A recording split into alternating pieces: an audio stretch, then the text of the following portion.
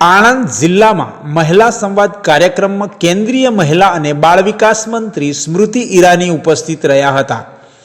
ભાજપ સરકારમાં મહિલાઓને કઈ રીતે યોજનાઓનો લાભ મળે છે અને મહિલા સુરક્ષા અને મહિલા ઉત્થાન માટે કઈ કઈ યોજનાઓ અને કામો થાય છે તેની માહિતી આપી હતી।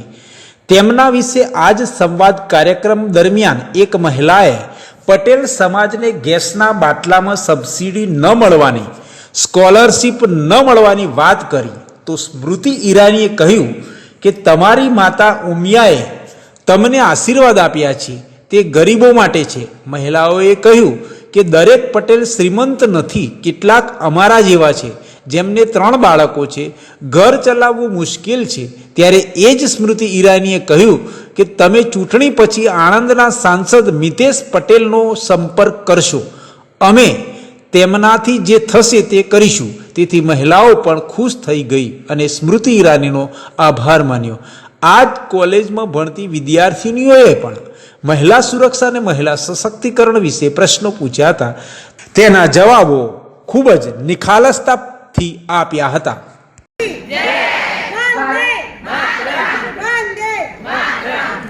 के सहयोग के लिए पीएम दिशा नाम के कार्यक्रम को चलाया जिसमें डिजिटल लिटरेसी महिलाओं को मिलती है। बिल्कुल लाइव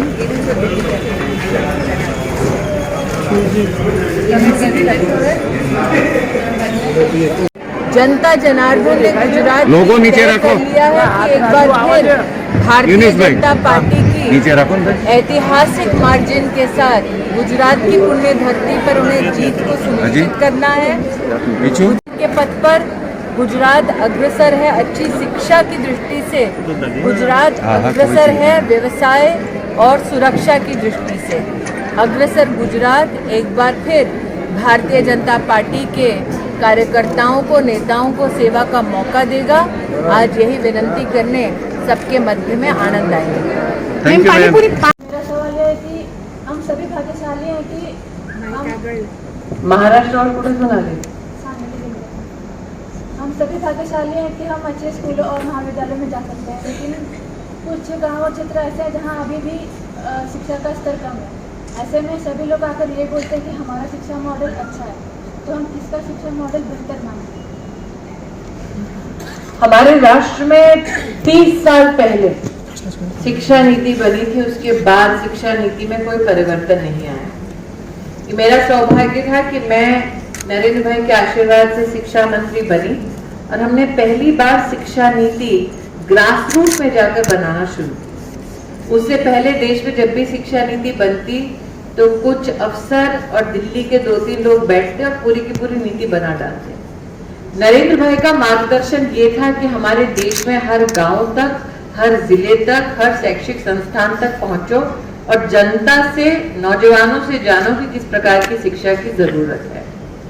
फंक्शनली आज जो शिक्षा नीति बनी है, राष्ट्र के इतिहास में पहली बार उसमें एक जेंडर इंक्लूजन फंड बना है। मतलब महिलाओं को और विशेषतः बेटियों को शिक्षा प्रदान करने का भारत सरकार ने राष्ट्र के इतिहास में नरेंद्र भाई के मार्गदर्शन में पहली बार कोई फंड बनाया है। शिक्षा की सबसे पहली दरकार ये कि आप प्रांतीय भाषाओं को स्वाहा ना कर दें अंग्रेजी के मुंह में, और इसीलिए पहली बार शिक्षा नीति में ये भी अब इंगित है कि अगर किसी छात्र को अपनी प्रांत की भाषा में पढ़ना है तो उसको उसके प्रांत की भाषा में शिक्षा पाने का अधिकार भी मिले। हम जब इंटरनेशनली कंपेटिटिवनेस की बात करते हैं शिक्षा में, तो ये आज साइंटिफिकली प्रूव हो चुका है कि मैथमेटिक्स अगर बच्चा या बच्ची अपनी मातृभाषा में समझे या साइंटिफिक टेम्परामेंट अगर मातृभाषा में विकसित करते हैं तो वो सारे के सारे फॉर्मुलेशंस उस बालक को या उस बच्ची को जीवन भर याद रहते हैं। तो भाषा का एक बहुत बड़ा योगदान शिक्षा की दृष्टि से ये भी है। दूसरा सबसे बड़ी चुनौती है टीचर्स ट्रेनिंग और क्वालिटी टीचिंग। इस पर भी भारत सरकार ने नेशनल ट्रेनिंग इंस्टीट्यूशन के माध्यम से देश भर के टीचर ट्रेनिंग प्रोसेसेस को सुदृढ़ करने का काम किया है। और साथ ही उच्च शिक्षा की दृष्टि से आज ये सारी लड़कियां इस बात का गौरव कर सकती हैं कि जो अंडर ग्रेजुएट्स हैं साइंस में, वो लड़कों के बराबर आते हैं। कि आ हैंड माइक होए कोईनी પાસે કોઈ પણ દીકરીને કંઈ પૂછવું હોય, કોઈ પણ બેનને કંઈ કહેવું હોય,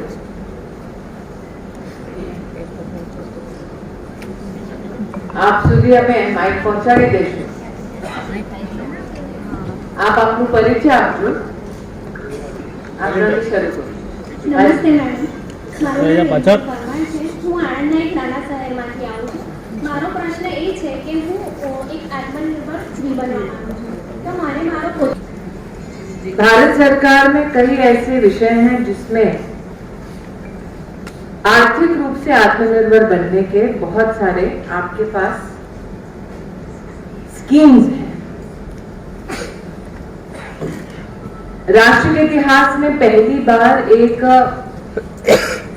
मुख्यमंत्री ने महिला की आर्थिक क्षमता को समझते हुए सेल्फ हेल्प ग्रुप के माध्यम से रिवॉल्विंग फंड को एक सुचारू रूप से देते हुए महिलाओं को एक प्रदेश में आर्थिक स्वावलंबन की दृष्टि में और भी सुदृढ़ की। वो प्रदेश है गुजरात और मुख्यमंत्री का नाम नरेंद्र भाई मोदी और स्कीम का नाम मिशन मंगल है। कहते हैं कि जहां से नींव पड़ती है वहीं से वृक्ष जो उगता है वो बिल्कुल विशाल होता है, विराट होता है, और वृक्ष की टहनियां ऐसी होती हैं कि वो पूरे संसार को फिर छांव देने के लायक बनता है। तो प्रदेश से शुरुआत हुई मिशन मंगलम आज राष्ट्रीय स्तर पर नरेंद्र भाई जब बड़ा प्रधान बन गए हैं, तो अब देश में लगभग 70 लाख से ज्यादा सेल्फ हेल्प ग्रुप को 5 लाख करोड़ का रिवॉल्विंग फंड और क्रेडिट का सहायता भारतीय जनता पार्टी की सरकार दे चुकी है। तो पहले तो आप पे निर्भर करता है। आप अगर सेल्फ हेल्प ग्रुप के माध्यम से काम करना चाहती हैं तो अब आपके पास क्रेडिट की सहायता 20 लाख रुपए तक की उपलब्ध है।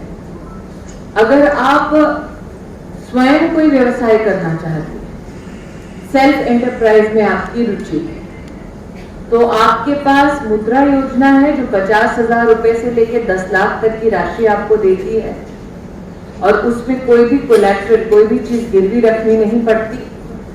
फिर आपके पास स्टैंड अप इंडिया तक एक स्कीम है जो 1 करोड़ तक का आर्थिक जो सहाय है वो आपको दे सकती है।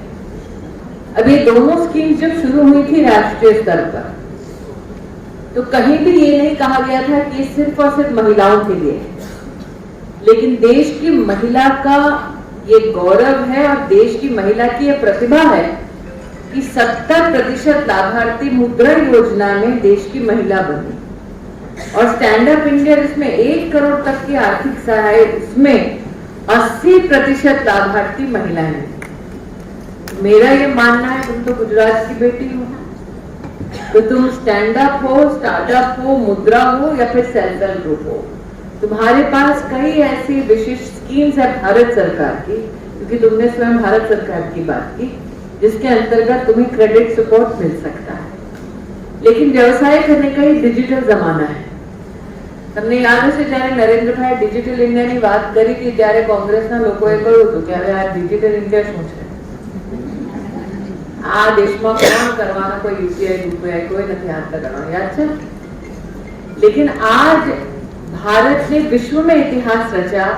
यूपीआई सबसे बड़ी इकोनॉमिक ताकत अगर किसी देश की बनी तो नरेंद्र भाई के नेतृत्व में यूपीआई डिजिटल। नमस्कार मित्रों, आज गुजरात राज्यना आणंद विस्तारमा स्मृति ईरानीजी आव्या हता, जे आपणा बाल विकास केन्द्रना मंत्री छे। तो आज आणंद विस्तारनी अंदर जे सभा भराई हती एना विषे अहींयानी महिलाओं शुं कहेवा मांगे छे ते आपणे जाणीए। मैडम, आपनुं नाम शुं? जागृति शाह। तो आज जे सभा चाली एमां जे स्मृति ईरानीजीए जे जवाबो आप्या छे, शुं आप तेनाथी संतुष्ट छो?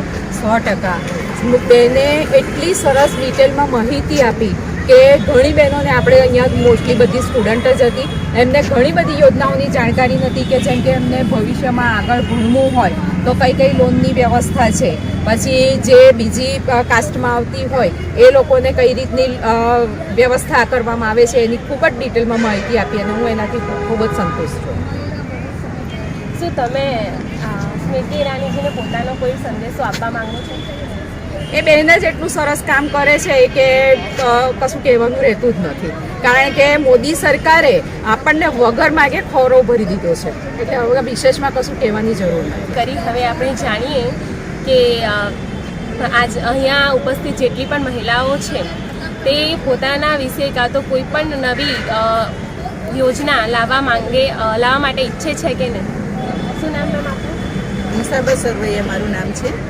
આજનો જે સંવાદનો કાર્યક્રમ હતો ખૂબ જ સરસ રહ્યો અને ભાજપ સરકાર મોદી સરકારે બહેનો માટે સ્વનિર્ભર બહેનો બને એ માટે ખૂબ જ સરસ કામ કર્યું છે અને કરે છે, અને એ માટે થઈ અને બહેનો ઘણા અત્યારે સ્વનિર્ભર દીકરીઓ બની છે અને હું ખુદ બહેનોને જે મોદી સરકારના લાભ છે એ અપાવી અને એને હું પગભગ કરું છું. આજે પણ હું એક સંસ્થા ચલાવું છું, દુર્ગા હસ્તકલા મહિલા સંસ્થા છે, એમાં બહેનો છે એ સ્વનિર્ભર બને છે, પોતે પોતાની જાતે 30,000 થી 35,000 રૂપિયા ખાલી સિલાઈ કામ કરીને બહેનો કમાય અને પોતાનું ઘર ચલાવે છે. અને જે બહેનો છે ખેતર સીમ વિસ્તારમાંથી આવે છે તો એ બહેનોને સીમ વિસ્તારમાં કામે નથી જવું પડતું અને ઘરે ટાઢા છાંયે બેસી અને મશીન પણ મોદી સરકાર એને આપે છે અને મશીન પણ ફ્રીમાં આપે છે, તાલીમ પણ ફ્રીમાં આપે છે. તો આજે આવો લાભ છે બહેનો માટે, આ ભાજપ સરકાર સિવાય કોણ કરી શકે. આપણા ગુજરાતને ટેકનોલોજીની દ્રષ્ટિએ આગળ લાવવું હોય તો હજી આપણે 5 વર્ષ આપણે સેવાનો તક આપીશું તો આપણા ગુજરાતને આપણે ઘણું આગળ મૂકી શકીશું. Thank you.